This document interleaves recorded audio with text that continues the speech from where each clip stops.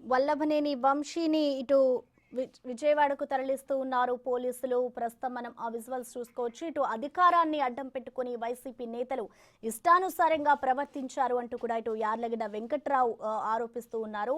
ఇటు ప్రస్తుతం అయితే పోలీసులు వంశీని అరెస్ట్ చేసి విజయవాడకు తరలిస్తున్నారు.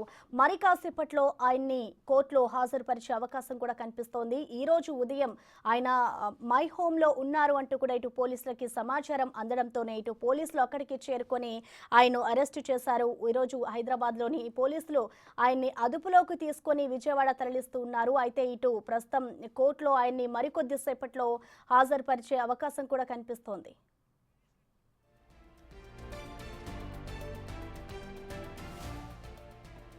సత్యవర్ధన్ ను వల్లభనేని వంశీ బెదిరించి ఫిర్యాదును విత్డ్రా చేయించారని మండిపడ్డారు టీడీపీ ఎమ్మెల్యే సోమిరెడ్డి చంద్రమోహన్ రెడ్డి. వంశీ దేశాన్ని వదిలి పారిపోవాలనుకున్న పిరికి పంద అన్నారు. ఇలాంటి దుర్మార్గులకు ఖచ్చితంగా శిక్ష పడాల్సిందేనన్నారు ఆయన. వంశీ లాంటి వ్యక్తిని ఖచ్చితంగా జైల్లో పెట్టాల్సిందేనన్నారు సోమిరెడ్డి. చాలా కొరత రాష్ట్రంలో ఉండే కార్యకర్తలకి.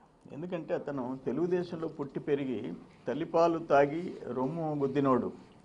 అతను వాడిన భాషకి ఫ్యాక్షన్ ఏరియాలో అయితే ఇప్పటికి అతను ప్రాణాలతో ఉండేవాడు కాదు. ఫ్యాక్షన్ ఏరియాలో అయితే ఇక్కడ కాబట్టి నువ్వు బతికి బయటపడ్డాడు.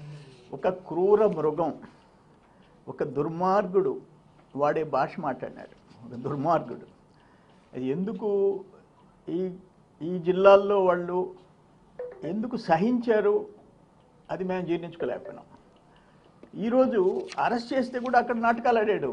అక్కడ డ్రెస్ చేసుకొని వస్తానని చెప్పి అందరికీ రచ్చికొట్టి ఫోన్లు చేసి ఆపేదానికి ప్రయత్నం చేశాడు.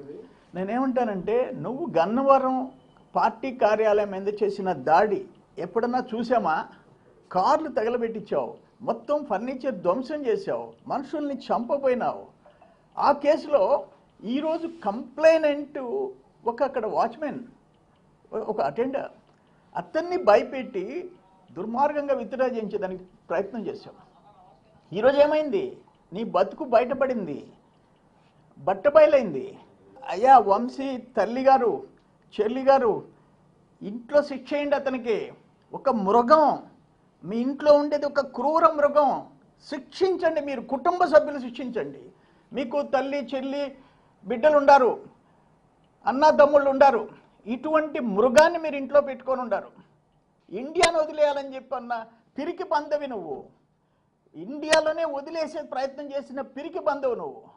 మళ్ళీ వచ్చావు. ఏంటంటే ఏదో తెలుగుదేశం ప్రభుత్వం మా మాదిరిగా క్రూరంగా లేదు, అందుకని తిరిగి వస్తాం, ఇక్కడ ఉంటాం. వీసా కోసం ట్రై చేసావు, నువ్వు పారిపోయినావు. నువ్వు ఒక మనిషివే? నీకు ఫ్యాట్ ఎక్కువైంది, కొవ్వు ఎక్కువైంది, కొవ్వు. ఇప్పుడు ఆయన ఎట్టుందంటే టాప్ టు బాటం అట్టే ఉంది.